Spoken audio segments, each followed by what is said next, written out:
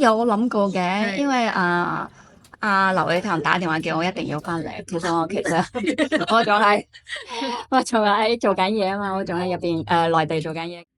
本來我嚟呢度係好輕鬆嘅，但係你一諗起30幾年前初初嚟香港嘅時候，嗰個環境啦，同埋嗰個年代啦，再加埋嗰陣時我住嘅地方啦，再加埋我拍緊戲嘅時候，sorry 啊，我好似一個人踩好多部戲。嗰陣時我叫書三組啊嘛，即係我嗰陣時有次咧，我好似好攰，好攰，但係又唔夠膽發爛渣咧，因為新人啊嘛，咁就有一個服裝阿姐定係化妝阿姐，我唔記得咗啦，就同我講話，你咁樣就攰啦，咁淨九組點算啊？淨九組呢個係淨九組。對對對，佢九組，哇，好勁啊咁。